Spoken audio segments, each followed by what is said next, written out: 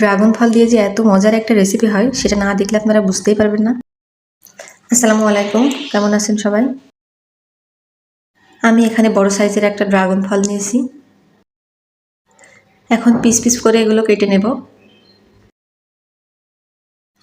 আমি নিজেও জানতাম না যে এই ফলটা দিয়ে এত দারুণ একটা রেসিপি হয়, কিন্তু যেই মুহূর্ত থেকে জেনেছি আর একটু দেরি করিনি, আপনাদের সাথে রেসিপিটা শেয়ার করার জন্য চলে এসেছি।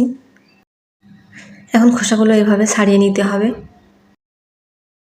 সব খোসাগুলো ছাড়িয়ে নিয়ে এগুলো আমি এখন গরম পানির মধ্যে দিয়ে দেবো। এই খোসাগুলো আমি গরম পানির মধ্যে 3 থেকে 4 মিনিটের মতো ফুটিয়ে নেব। ফলটা কাটার আগে অবশ্যই সুন্দর করে ধুয়ে নিতে হবে। যেহেতু খোসাটা আমি এখানে কাজে লাগাচ্ছি, এই জন্য কাটার আগে আমি সুন্দর করে ধুয়ে নিয়েছিলাম। এত সহজে যে এত দারুণ একটা রেসিপি তৈরি করা যায়, এই রেসিপিটা না দেখলে বুঝতে পারবেন না। এইভাবে খোসাগুলো আমি 2 থেকে 3 মিনিটের মতো একটু ফুটিয়ে নেব।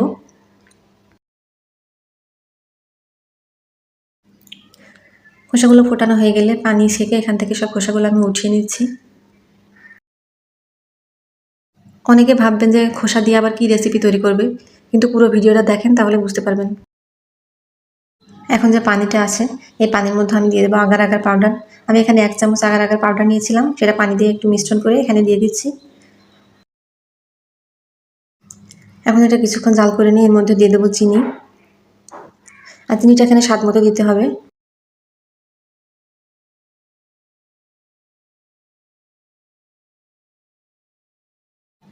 এখন এগুলো আবারও 2 থেকে 3 মিনিটের মতো জ্বালিয়ে নেব।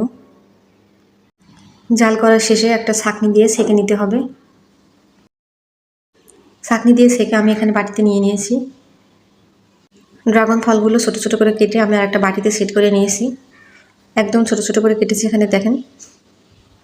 ফলগুলো ছোট করে কেটে নিলে ভালো হবে, এই জন্য যতটা সম্ভব ছোট করা যায় আমি করে নিয়েছি। এখন বাটি থেকে এগুলো আমি ফলের উপরে ঢেলে দিচ্ছি, ভালো মতো সেট করে দিচ্ছি। এখন আমি এটা ফ্রিজে রেখে দেবো কয়েক ঘন্টার জন্য।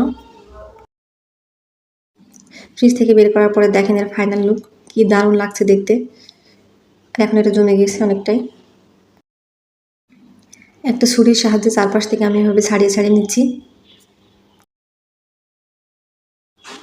এখন আমি এগুলো একটা প্লেটের উপরে নিয়ে নেব। মাশাআল্লাহ, দেখতে কিন্তু খুবই দারুণ লাগছে। এটা আপনাদেরকে দেখাচ্ছি। রেসিপিটা ভালো লাগলে লাইক কমেন্ট করবেন ও শেয়ার করে অন্যজনকে দেখার সুযোগ করে দেবেন। আজকের মতো এই পর্যন্তই। ভালো থাকবেন সবাই, সুস্থ থাকবেন। আল্লাহ হাফেজ।